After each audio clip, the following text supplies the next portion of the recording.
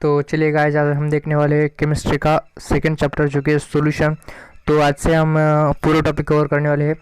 तो topic start होने से पहले मैं आपको बता दूं कि मैं कोई टीचर नहीं हूं, मैं एक स्टूडेंट हूं और मैं आपको यहां पर अच्छे तरीके से पढ़ाने वाला हूं। तो अगर आपको कोई भी परेशानी हो या फिर आपको कुछ चाहिए नोट्स या फिर क्वेश्चन पेपर या फिर आंसर्स, तो मैं आपको प्रोवाइड करता रहूँगा। आप मेरे साथ बने रहे और चैनल को सब्सक्राइब कर ले अभी नहीं। आपको अगर कंटेंट मेरा अच्छा लगा तो चलिए वीडियो स्टार्ट करते हैं। तो वीडियो स्टार्ट होने से पहले मैं आपको बता दूं कि आपको पता होगा सॉल्यूशन क्या होता है। सॉल्यूशन यानी कि मिक्सचर होता है। अगर हम बात करें मिक्सचर की, तो मिक्सचर आपको पता है, मिक्सचर यानी कि टू और मोर सब्सटेंस का कॉम्बिनेशन होता है। कब मिक्सचर फॉर्म होता है? जब टू और मोर सब्सटेंस कंबाइन होते हैं तभी मिक्सचर फॉर्म होता है। यानी कि अगर हम शुगर में वाटर ऐड करें या फिर वाटर में शुगर ऐड करें तो उसका मिक्सचर होता है। एंड वो जो वाटर की टेस्ट होती है वो शुगरी टेस्ट होती है, इसे हम कहते हैं मिक्सचर। एग्जांपल में अगर हम एग्जांपल ले तो air mixtures of gases. Air में बहुत सारे मिक्सचर होते हैं गैसेस के, यानी कि नाइट्रोजन हो गया, ऑक्सीजन हो गया। यहाँ पर बहुत सारे मिक्सचर होते हैं एयर में गैसेस के। तो अगर हम बात करें तो मिक्सचर में हमें मेनली टू टाइप्स दिखाई देते हैं। फर्स्ट टाइप जो हमारा होता है वो होता है homogeneous mixture, and second type जो होता है हमारा वो होता है हेट्रोजेनस मिक्सचर। तो अगर हम होमोजेनस मिक्सचर की बात करें तो होमोजेनस मिक्सचर यानी कि वो मिक्सचर होता है जिसमें जो हमारे, मान लो ये हमारा सब्सटेंस है, ये शुगर है, एंड ये हमारा है वाटर। तो अगर शुगर में हम वाटर ऐड करेंगे ना तो वो कम्प्लीटली ऐड हो जाएगा।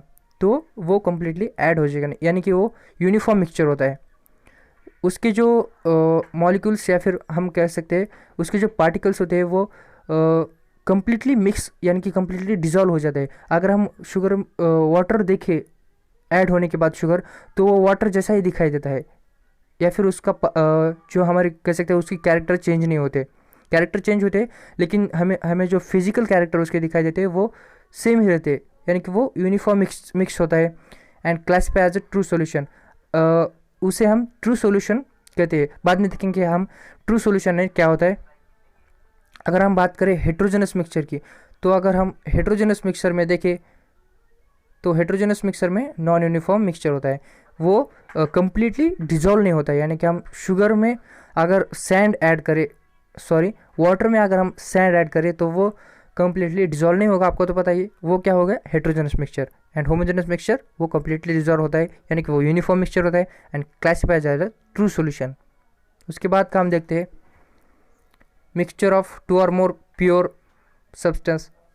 आपको पता ही है होमोजेनस मिक्सचर में मिक्सचर ऑफ टू और मोर सब्सटेंस। उसके बाद हम अगर बात करें, हमने देखा था कि ट्रू सॉल्यूशन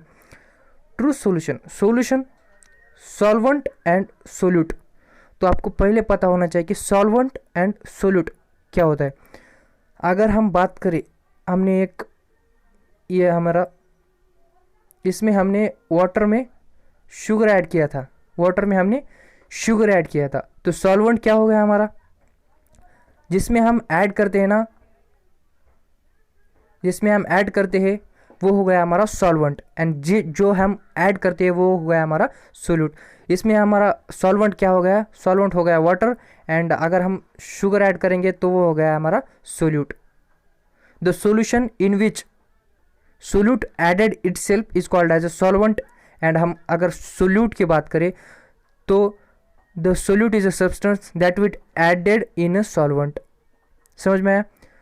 तो उसके बाद हम बात करते हैं, तो हम ट्रू सॉल्यूशन किसको कहते हैं? The solution in which solvent and solute added, इसे हम कहते हैं ट्रू सॉल्यूशन। या फिर the combination of solvent and solute is called as a true solution. उसके बाद हम देखते हैं capacity of solution to dissolve solute. यानी कि कितने मात्रा में सोल्यूट जो होता है हमारा वो सॉल्वेंट में डिजोल्व हो सकता है। उसके बाद उसमें एक पॉइंट है हमारा डायनेमिक इक्विलिब्रियम में सोल्यूट प्लस सॉल्वेंट अगर डिजोल्व हो, यानी कि उसका डिसोसिएशन हो, डिसोल्यूशन, तो वो सॉल्यूशन फॉर्म करता है। सोल्यूट एंड सॉल्वेंट अगर कंप्लीटली डिजॉल्व हो तो उससे क्या फॉर्म होता है, सॉल्यूशन फॉर्म होता है, वो अगर कंप्लीटली डिजॉल्व हो तो। उसके बाद आता है हमारा सुपर सैचुरेटेड सॉल्यूशन।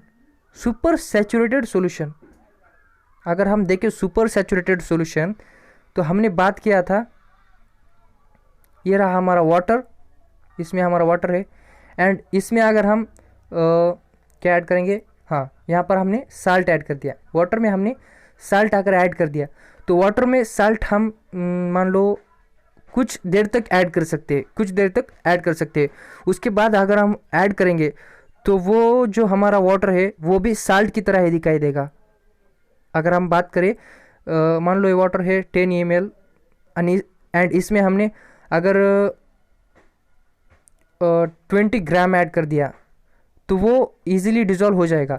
अगर हम इसमें ज़्यादा ऐड करेंगे, मान लो हमने इसमें 50 ग्राम ऐड करने की कोशिश की तो वो डिज़ोल्व नहीं होगा, यानी कि solution contain greater than the equilibrium amount of solute, it is said to be super saturated solution. अगर हम सॉल्वेंट में सोल्यूट की मात्रा अगर ज़्यादा ऐड करेंगे तो वो सॉल्यूशन जो होगा वो होगा super saturated solution. Super saturated solution समझ में आया? तो अगर हमें सुपर सैचुरेटेड सॉल्यूशन ऐड करना ही है तो हम क्या करेंगे, इसको हीट देंगे तो वो क्या होगा, ये जो सोल्यूट के जो पार्टिकल्स है वो अच्छी तरीके से डिज़ोल्व होंगे एंड इसका जो सॉल्वेंट में सोल्यूट जो ऐड करने की क्षमता है वो बढ़ जाएगी। Solution contain greater then equilibrium amount of solute, यानी कि सॉल्वेंट में जो हमारे सॉल्यूशन है उसमें सॉल्वेंट से अमाउंट के ज़्यादा सोल्यूट के अमाउंट प्रोड्यूस होगी, उसे हम कहते हैं सुपर सैचुरेटेड सॉल्यूशन। अगर हम उसके बाद हम बात करते हैं सोल्यूबिलिटी, तो जैसा कि हमने देखा सॉल्यूशन, ट्रू सॉल्यूशन, सोल्यूबिलिटी, तो हम यहाँ पर देखते हैं solubility, super saturated solution, saturated solution. तो हम बात करने वाले हैं आप सोल्यूबिलिटी की। The solubility of solid is amount per unit volume of saturated solution at a specific temperature expressed in concentration unit. तो हम देखते हैं यहाँ पर, यहाँ आपको अच्छी तरीके से समझने वाला हो। सोल्यूबिलिटी क्या होता है, सोल्यूबिलिटी क्या होता है, the solubility of solute is amount per unit of saturated solution. Saturated solution की अमाउंट पर यूनिट, यहाँ पर कॉन्सेंट्रेशन पर वॉल्यूम, यानी कि कितने वॉल्यूम में कितना कॉन्सेंट्रेशन ऐड किया गया है एट अ स्पेसिफिक टेम्परेचर, उसे हम कहते हैं solubility. At a specific temperature कितने अमाउंट में कितने वॉल्यूम में कितना अमाउंट ऐड किया है एट अ स्पेसिफिक टेम्परेचर, उसे हम कहते हैं सोल्यूबिलिटी। तो कॉन्सेंट्रेशन का यूनिट क्या है, कॉन्सेंट्रेशन का यूनिट है हमारे यहाँ पर मोल। तो मोल को हम अगर यूनिट में बात करें तो उसका हम ऐसे रिप्रेजेंट करते हैं। अगर हम वॉल्यूम की बात करें तो वॉल्यूम का हम लीटर में हम इसे रिप्रेजेंट करते हैं एज ए यूनिट। तो यहाँ पर हमारा सोल्यूबिलिटी का यूनिट क्या हो गया, मोल पर लीटर, या फिर अगर हम इसे ऊपर ले चले तो यहाँ पर मोल लीटर -1। तो समझ में आया? उसके बाद हम देखते हैं, यहाँ पर हमें अच्छे तरीके से आप समझना है,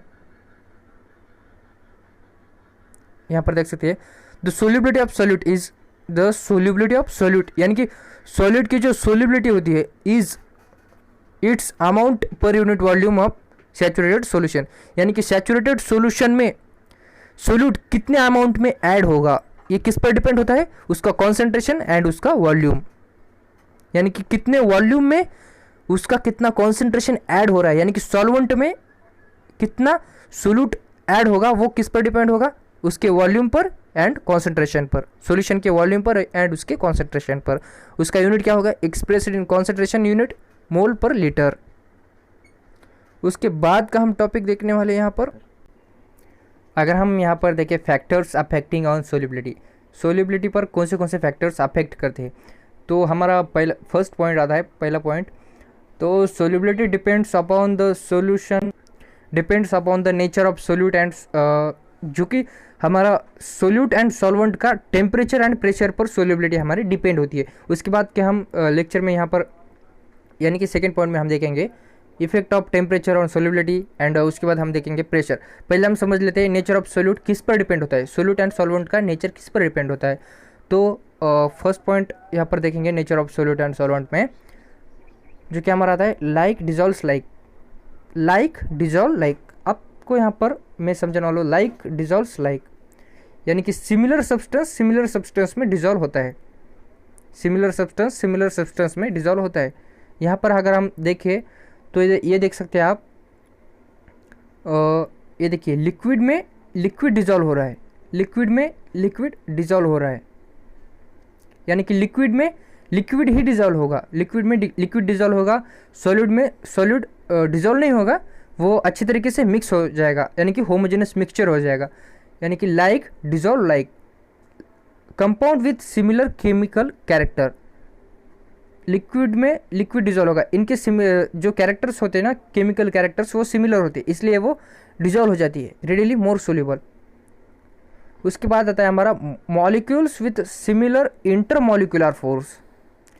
जो हमारे मॉलिक्यूल्स में जो फोर्स होते हैं ना, इंटर मॉलिक्यूल्स यानी कि मॉलिक्यूल्स के अंदर के जो फोर्स होते हैं ना, अगर वो सेम हो जाए यानी कि वो सिमिलर हो तो वो भी इजीली डिजॉल्व हो जाते हैं, इजीली डिजॉल्व हो जाते हैं।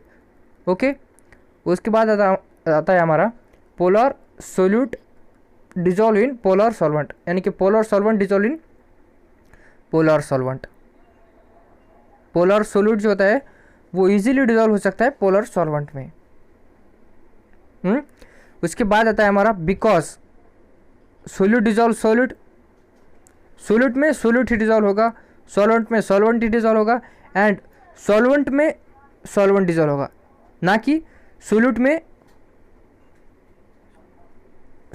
सोल्यूट ही डिजॉल्व होगा, सॉल्वेंट में सॉल्वेंट डिजॉल्व होगा, एंड सोल्यूट में सॉल्वेंट भी डिजॉल्व हो जाएगा।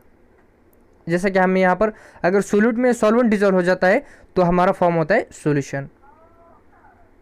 समझ में आया? उसके बाद हम देखने वाले हैं interaction non polar molecules like cholesterol dissolve in non polar molecules. Non polar molecules में डिजॉल्व हो जाएगा, एंड पोलर मॉलिक्यूल्स में डिजॉल्व हो जाएगा, एंड नॉन पोलर मॉलिक्यूल्स में डिजॉल्व नहीं होते, या फिर polar molecules non polar molecules में डिजॉल्व नहीं होते। उसके बाद का हम पॉइंट देखने वाले हैं, जैसे कि हमने बताया था यहाँ पर सोल्यूबिलिटी किस पर डिपेंड होती है, टेम्परेचर एंड प्रेशर, सोल्यूट के टेम्परेचर एंड प्रेशर पर। तो यहाँ पर हम कवर करने वाले हैं टेम्परेचर एंड प्रेशर। ये देख सकते हैं यहाँ पर effect of temperature on solubility, effect of temperature on solubility. Temperature का सोल्यूबिलिटी पर क्या असर होता है, टेम्परेचर का सोल्यूबिलिटी पर क्या असर होता है। Solubility of substance changes with temperature depend upon enthalpy of solution. Solubility change होती है टेम्परेचर पर, depend upon enthalpy of solution. अगर हम बात करें सॉल्यूशन की, ये अगर सॉल्यूशन होता है सुपर सैचुरेटेड सॉल्यूशन, अगर हम इसे हीट प्रोवाइड करें तो इसमें हम और भी सोल्यूट ऐड कर सकते हैं एज पर द रिक्वायरमेंट। अगर हम इसे हीट प्रोवाइड करें या फिर अगर हम इसे टेम्परेचर प्रोवाइड करें तो हम इसमें और सॉल्वेंट में इसके सोल्यूट ऐड कर सकते हैं, या फिर इसे हम कह सकते हैं टेम्परेचर किस पर डिपेंड होता है, सोल्यूबिलिटी टेम्परेचर पर डिपेंड होती है। इसका हम अगर स्टेटमेंट की बात करें तो solubility of substance is directly proportional to the temperature, solubility of substance is directly proportional to the temperature is called as the Lee Chandler's principle। Le Chatelier's principle क्या है? Le Chatelier's principle, solubility of substance is directly proportional to the temperature। अगर हम solution की अगर हम solubility बढ़ाना चाहते हैं तो अगर हम उसे टेम्परेचर दे तो उसकी सोल्यूबिलिटी बढ़ जाएगी। ये क्या होता है हमारा? डायरेक्टली प्रोपोर्शनल होते हैं, तभी उसकी टेम्परेचर की सोल्यूबिलिटी की सॉल्यूशन की सोल्यूबिलिटी बढ़ती है। अगर हम उसे टेम्परेचर प्रोवाइड करें तो। ये हो गया हमारा solubility of substance is directly proportional to the temperature is called as a Le Chatelier's principle. Le Chatelier's का प्रिंसिपल है, ये अतिशय इंपॉर्टेंट कंसेप्ट है, आपको इसे समझना पड़ेगा। Solubility of substance is directly proportional to the temperature. अगर हम सॉल्यूशन की सोल्यूबिलिटी बढ़ाना चाहते हैं, अगर हम उसके सॉल्वेंट में सोल्यूट ऐड करना चाहते हैं, तो अगर हम उसे टेम्परेचर प्रोवाइड करें तो वो उसकी सोल्यूबिलिटी बढ़ सकती है, उसमें हम ज़्यादा अमाउंट ऑफ सोल्यूट ऐड कर सकते हैं सॉल्वेंट में। Addition of temperature causes stress to the solution. Addition of temperature causes stress to the temperature. उसमें क्या होगा, अगर हम ज़्यादा अमाउंट ऑफ उसमें सोल्यूट ऐड करेंगे तो वो सुपर सैचुरेटेड यानी कि स्ट्रेस सॉल्यूशन फॉर्म होगा। नोट, यहाँ पर हमने एक नोट दिया हुआ है, डायरेक्ट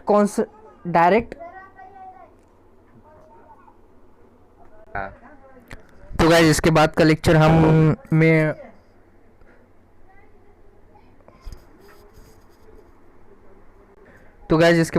मैं अपलोड कर दूंगा 1-2 घंटे के बाद। तो चैनल को जल्दी से जल्दी सब्सक्राइब कर लेना और बेल आइकन को प्रेस कर लेना, ताकि मैं आपको अच्छे तरीके से पढ़ा सकूँ।